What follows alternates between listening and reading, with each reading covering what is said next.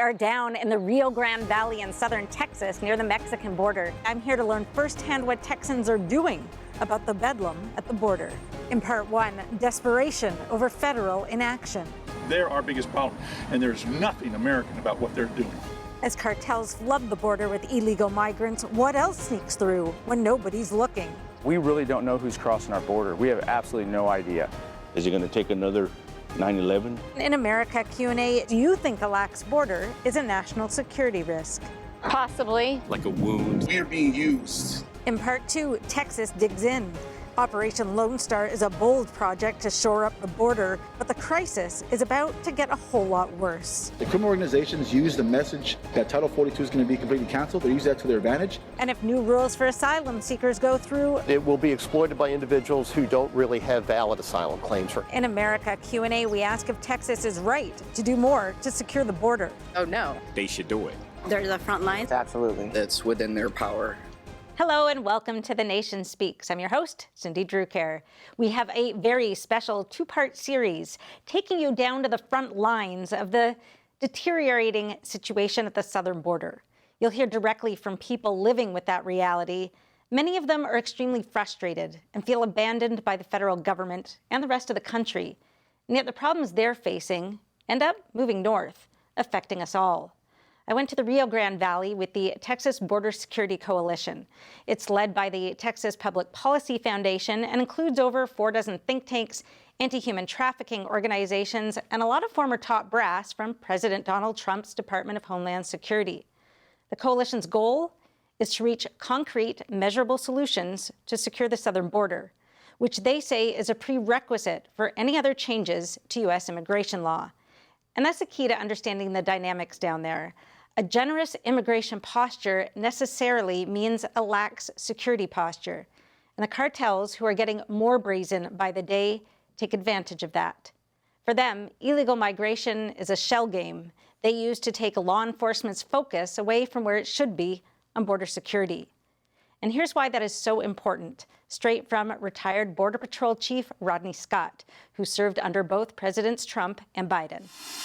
We have to differentiate between border security and immigration because the immigration aspect just gets so emotional and overwhelming. It kind of ties down the conversation. And border security is simple. It's knowing who and what comes into your home. Every American in this entire country right now is more at risk because of the mass migration, because Border Patrol cannot seize the fentanyl. They're just not out there. They're not stopping the cocaine smugglers. They're not out there stopping the cartel bringing in criminals and terrorists. They're not stopping the threats that everybody agrees are real and we need to do something about. They literally are so overwhelmed with processing illegal aliens, they can't touch those issues. When those Haitians were under the bridge in Del Rio, there was over 125 miles of border that was completely unmanned for a couple weeks. So I think the biggest threat right now is that we really don't know who's crossing our border. We have absolutely no idea. Before I retired as chief, we had apprehended 14 people crossing the southwest border that were identified as what we call terrorist TSDB hits, terrorist screening database hits, U.S.'s terrorist watch list. We had never seen numbers like that before, but those were the ones we caught. But when you have 400,000 gotaways that were documented during my time, now even more because there's more border completely wide open where we have no idea what's going on, we don't know what those threats are, and that's the problem. Chief Scott blames the Biden administration. He says over his 30-year career in border security, it's been a story of steady progress in making the border more secure, with some of the biggest gains seen under the last administration. But in January 2021, that all changed. Under the Trump administration, and I'm not playing politics, just how it is, we made more progress faster than we'd probably ever done before. Some of it was the infrastructure, but a lot of it was the policy decisions. As you've seen, those policy decisions helped secure the border, and then they immediately did the opposite. So the border is less secure today, in my professional opinion, than it has ever been in my 30-year career. Where we started to replace old dilapidated border wall fencing, it stopped halfway through. So it's the equivalent of like stopping building a home halfway through. So you had a shack before, at least a roof over your head, but now you just have a frame. So the manpower requirements on the border are worse than they were before, and then the policy shifted even after that. But there's a lot of misinformation going out there. The administration will tell people that MPP, the Remain in Mexico, is back up and running. But I got some statistics the other day. It's 8,200 encounters by U.S. Border Patrol with very few agents out in the field in one day. And out of that 8,200, 54 were put into the Migrant Protection Protocols program, which is just a joke. It's just basically enough to keep the courts off of their back. To recap, under the Migrant Protection Protocols, or Remain in Mexico, all non-Mexican asylum seekers had to wait in Mexico, not the United States, for their day in immigration court, which could take months or even years. The policy is credited with being the single most effective deterrent against economic migrants making false asylum claims. After it was implemented in early 2019, overall border encounters fell by 64%, and encounters with Central Americans, who were the main driver of the crisis at the time, fell by 80%. President Biden canceled that program as soon as he got into office, and then Texas and Missouri sued to have it reinstated and won.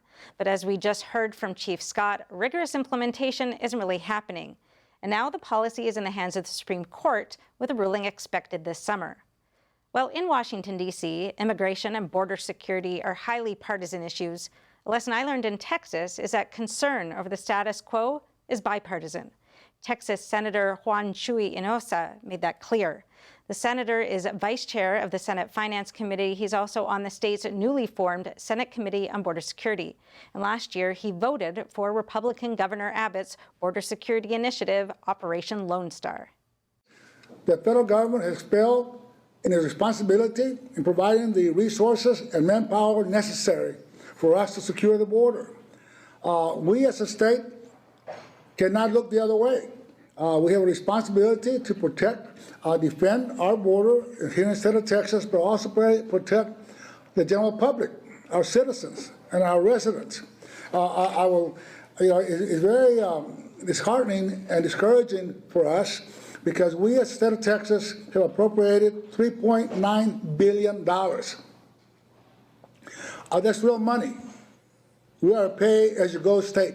We don't write hot checks. And we have close to 10,000 National Guard troops along the border, trying to fill in the gaps that are left wide open by Border Patrol agents. I blame both Republicans and Democrats because this is a problem that needs to be fixed. We cannot survive by continuing to allow everybody in the world to come into our nation, and we don't even know who they are. We don't know what their intentions are. And then who's going to support them? Who's going to help? I do not oppose immigration, but it has to be legal immigration. We process them properly, make sure that they're coming here for work, they're coming here as needed, but not just anybody who we don't even know who they are. And that's happening right now as we speak.